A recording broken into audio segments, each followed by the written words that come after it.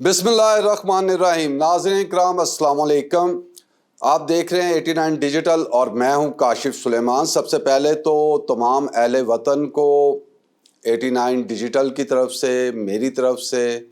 عید مبارک، اس دعا کے ساتھ کہ اللہ رب العزت اس قوم کو عزت دے اور یہ جو عید ہے یہ ان کے لیے خوشیوں اور امن کا پیغام جو ہے وہ لے کے آئے۔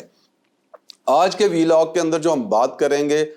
کہ ایران اور امریکہ اسرائیل کی جنگ سے اس خطے پہ کیا اثر پڑ رہا ہے، اور جنگ طویل ہوتی ہوئی نظر آ رہی ہے۔ اگر یہ جنگ طویل ہو رہی ہے تو اس کے اثرات اور کیا ہوں گے، امریکہ اس وقت کیا سوچ رہا ہے، اس کے کل کے جو حلیف تھے اس کے ساتھ تھے وہ ان کا انکار کیوں کر رہے ہیں، ایک اور کون سا ایسا ملک ہے جس نے امریکہ کو جگہ دینے سے انکار کیا اور وہاں ان کے طیارے نہیں آنے دیے، تو اس پر بھی بات کریں گے۔ ایران کے اندر کیا سوچ چل رہی ہے، آیا اس جنگ سے صرف تیل کا بحران پیدا ہوا ہے یا دوسری چیزوں کا بحران بھی جو ہے وہ پیدا ہو رہا ہے، اس سب پہ بات کرتے ہیں۔ تو سب سے پہلے تو بات کرتے ہیں کہ یہ جو جنگ ہے اس میں اب نظر آ رہا ہے کہ یہ فوری بند ہوتی ہوئی تو نظر نہیں آتی، یہ مزید چلتی ہوئی نظر آ رہی ہے اور لگ رہا ہے کہ یہ اب آگے چلے گی اور اس میں دیگر ملک یا تو شامل ہوں گے یا اس کے اندر جو تباہی ہے اس کا والیوم جو ہے وہ بڑھتا ہوا چلا جائے گا اور دنیا تباہی کی طرف جو ہے وہ جانا شروع ہو جائے گی۔ جس طرح ایران کے گیس فیلڈ پر حملوں کے بعد اس نے بحرین، کویت اور دیگر جگہ پہ جو حملے کیے اور وہاں پر جو گیس فیلڈ کو نقصان پہنچایا، تو اس سے آپ دیکھ رہے ہیں کہ صرف وہ تیل کے اب معاملات نہیں ہیں، جیسے ایک ہیلیم گیس ہوتی ہے جو ایم آر آئی کے اندر یا صنعتوں میں اور طبی مقاصد کے لیے جو ہے وہ استعمال کی جاتی ہے، اس کے اوپر جو ایران کی جانب سے حملہ کیا گیا وہاں سے 33% گیس جو ہے وہ دنیا کو جاتی تھی، اور اس کے بند ہونے سے جو ہے دنیا میں بہت سی جگہ جو ہیں ان کے اندر مختلف شعبوں کے اندر جو ہے وہ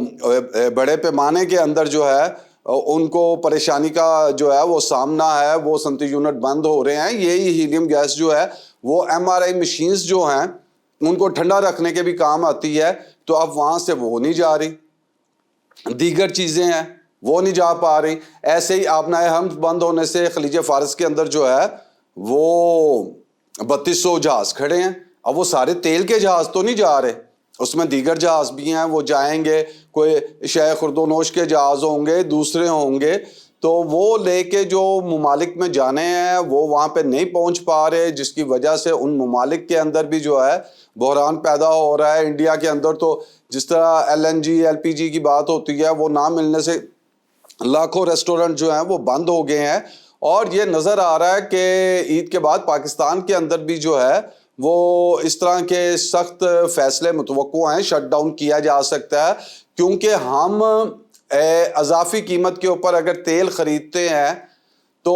ہمارے بجٹ کے اوپر جو ہے 4 سے 5 ارب ڈالر جو ہے وہ اضافی بوجھ پڑے گا۔ تو اس کے لیے بھی اب حکومت سوچ رہی ہے کہ عید کے بعد جو ہے وہ کیا اس کے اوپر فیصلے لیتی ہے اور اس کو کس طرح، جس طرح ایک تجویز یہ تھی جس طرح پہلے آ چکی ہے کہ ورک فرام ہوم والی بات ہے، اس کو کتنا کرتی ہے یا وہ کتنے سٹاف کو جو ہے وہ کم کرتی ہے، اور ایجوکیشن جو ہے وہ گھر سے ہی جو ہے آن لائن سٹڈیز کے حوالے سے،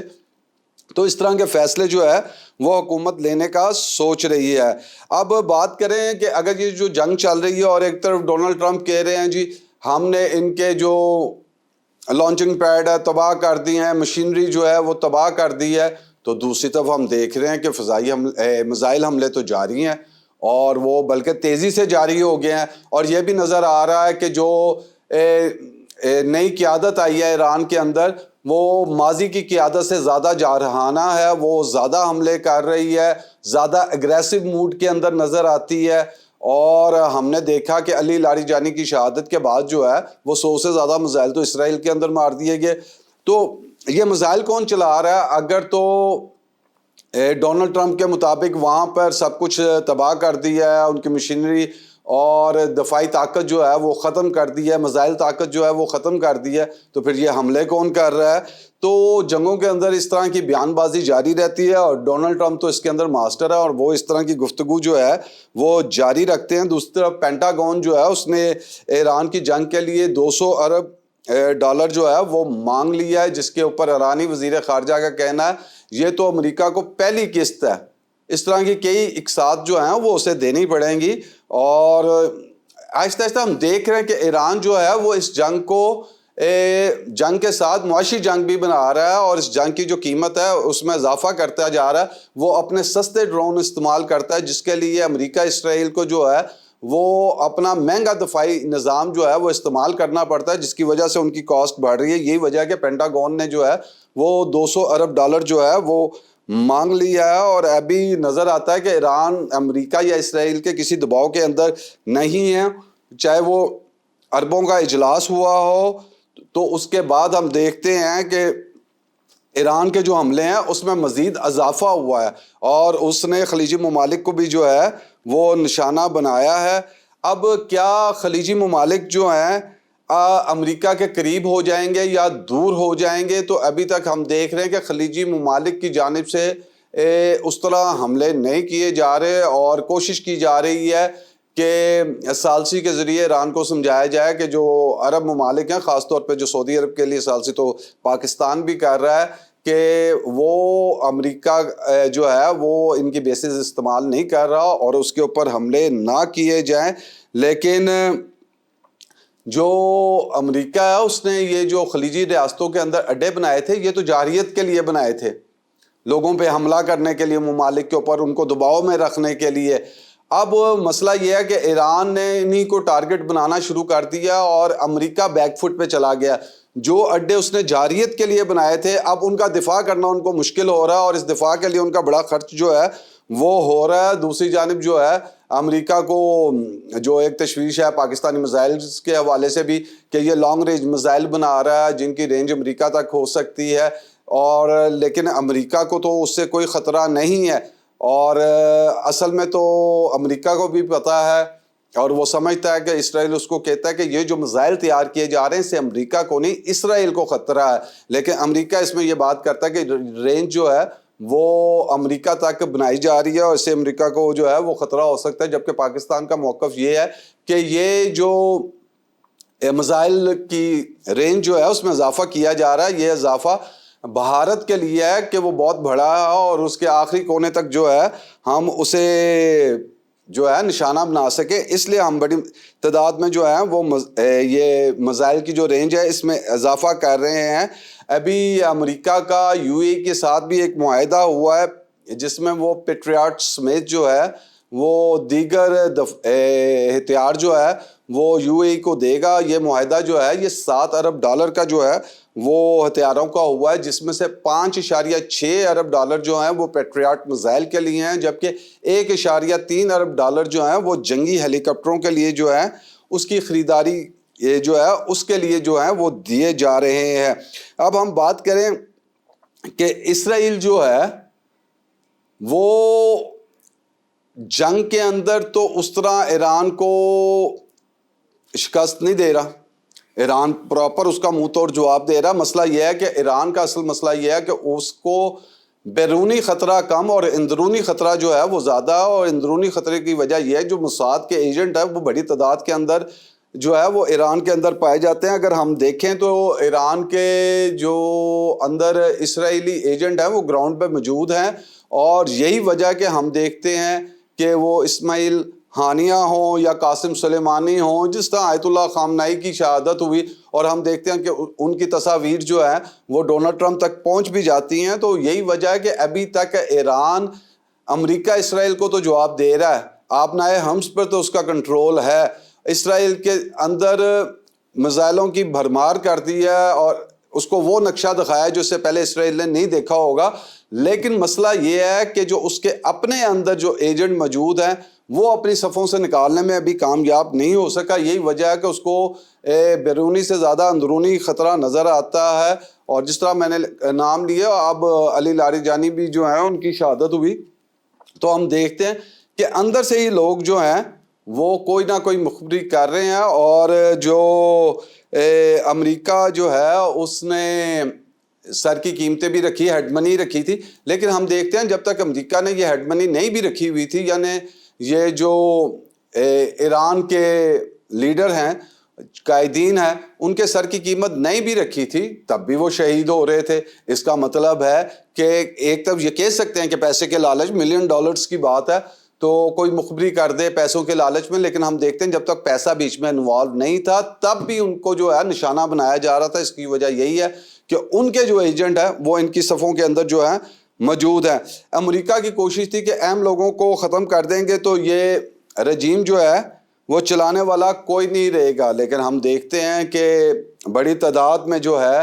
وہ قائدین کی شہادت کے باوجود جو ہے وہ ایران ڈٹا ہوا ہے، اور لیڈرشپ کے ختم ہونے سے ان کی مشکلات میں اضافہ تو ہوتا ہے، لیکن قوم اگر نظریے پہ کھڑی ہو، پرعزم ہو، تو ایسی قوم کو شکست دینا جو ہے وہ آسان نہیں ہوتا۔ ایران کو جو اب جس طرح میں نے کہا کہ خطرہ ہے وہ تو موساد کے ایجنٹوں سے ہے، اور اس کے لیے انہیں کام کرنا چاہیے۔ اور آیت اللہ خامنائی جو ہیں انہوں نے جو ہے کمانڈ اینڈ کنٹرول سسٹم جو بنایا تھا اپنے تمام صوبوں کے اندر وہ قائم ہے۔ یہی وجہ ہے کہ ہمیں نظر آ رہا ہے کہ لیڈرشپ کی جو شہادت کے باوجود جو ہے وہ مؤثر حملے جو ہیں وہ ایران کی جانب سے جاری ہیں، اور ایران کے اندر 50,000 سے کم و بیش جو ہے عمارتیں تباہ ہونے کے باوجود بھی وہ اسرائیل کو اور جہاں امریکی بیسز ہیں ان کو نشانہ بنا رہا ہے، اور ان کو منہ توڑ جواب بھی دے رہا ہے۔ اگر امریکہ یہ کہتا ہے کہ ہم نے ایران کا کمانڈ اینڈ کنٹرول سسٹم بھی ختم کر دیا ہے، قیادت بھی ختم کر دی ہے، تو پھر حیران کن بات ہی ہے کہ ٹرمپ صاحب کو کوئی بتائے کہ سب کچھ ختم ہو گیا، کمانڈ اینڈ کنٹرول سسٹم بھی نہیں ہے، قیادت بھی نہیں ہے، تو پھر جنگ کس سے ہو رہی ہے؟ اور پھر اسرائیل پہ حملے کون کر رہا ہے؟ پتہ کریں، امریکی ہی تو اسرائیل کو نہیں مار رہے، آف کورس ایران اس پہ حملے کر رہا ہے، اور ان کا کمانڈ اینڈ کنٹرول سسٹم جو ہے وہ قائم ہے، اور اس کی قیادت جو ہے وہ ڈٹی ہوئی ہے، اور اس وقت جو ایران کی سروائیول ہے وہی ان کی جیت ہے۔ ایران کی جیت تو یہ ہے کہ وہ ان کے سامنے کھڑا ہے ابھی تک، کیونکہ امریکہ تو یہی سمجھتا ہے کہ وہ کہیں پہ گیا چند دن، چند گھنٹے، چند ہفتے اور فتح کیا اور آ گیا، لیکن اس بار ایسا نہیں ہوا، اور انہوں نے ایک ایسی تباہی دیکھی جس کا شاید وہ اندازہ نہیں کر رہے تھے۔ اور اب ہم یہ بھی دیکھ رہے ہیں کہ اس جنگ کے اندر امریکہ جو ہے وہ اس ایج پر آ گیا ہے کہ دنیا جو ہے کیا امریکہ کو تنہا چھوڑ چکی ہے؟ کل تک جو اس کے یعنی ساتھ تھے آج نہیں ہے، جس طرح میں نے بات کی تھی۔ ابھی بات کرتا ہوں کہ سری لنکا کے جو صدر ہیں انہوں نے اپنی پارلیمنٹ کے اندر جو ہے وہ بیان دیا ہے کہ امریکہ کے 2 طیارے تھے، جنگی طیارے، ایئرپورٹ پر تعینات کرنے کی درخواست کی گئی تھی یہ مارچ کے آغاز میں امریکہ کی جانب سے کہ ان کے جو 2 جنگی طیارے ہیں ان کو ایئرپورٹ پر جو ہے وہ تعینات کر دیا جائے اور آنے دیا جائے، لیکن ان کی جانب سے بھی انکار کر دیا گیا۔ اس کا مطلب ہے کہ یورپین ممالک کے بعد یا ان کے ساتھ جو سری لنکا ہے اس نے بھی امریکہ کو انکار کر دیا ہے، اور ڈونلڈ ٹرمپ اس وقت کافی غصے کے اندر نظر آتے ہیں کہ ماضی کے اندر جو لوگ ان کے اشارے پہ فوراً جنگوں کے اندر آنے کے لیے تیار ہو جاتے تھے اور اپنا حصہ وصول کرتے تھے، اس جنگ کے اندر نظر آ رہا ہے کہ وہ ڈونلڈ ٹرمپ کی پالیسیوں سے جو ہے یا اس جنگ سے اپنے آپ کو انہوں نے فاصلے پہ رکھا ہوا ہے اور اس کے اندر جو ہے وہ شامل نہیں ہو رہے۔ اچھا جی، یہاں پہ ایرانی سپیکر جو باقر ہیں ان کا کہنا ہے کہ امریکہ کا F-35 جہاز جو ہے وہ امریکی فوجی کی طاقت اور غرور تھا اور اس کی علامت سمجھا جاتا تھا، اس کو وہ کہہ رہے ہیں کہ نشانہ بنایا گیا ہے اور یہ اس کے زوال کی جو ہے وہ لمحہ ہے۔ اسی طرح جو CNN ہے وہ بھی کہہ رہا ہے کہ F-35 کو مشرق وسطی میں امریکی فضائی اڈے پر جو ہے وہ ہنگامی لینڈنگ کروائی گئی ہے، جبکہ پاسداران انقلاب کا طیارے کو نشانہ بنانے کا جو ہے انہوں نے دعویٰ کیا ہے۔ تو اب یہ نظر آ رہا ہے کہ جو یہ جنگ ہے وہ اب خالی بات تیل کی نہیں رہے گی، یہ جنگ جاری رہے گی تو دنیا کے اندر ایک بحران آ جائے گا، وہ کھانے پینے کا ہو، وہ دیگر چیزوں کا ہو. جس طرح میں نے یہ گیس پلانٹس کے اوپر جو حملے کی بات ہوئی اس کی بات کی کہ ہیلیم گیس جو ہے وہ کتنی طبی مشینری کے اندر یوز ہوتی ہے. ہمارا اسکین کرنے جو ہیں وہ مشینیں بند ہو گئی ہیں.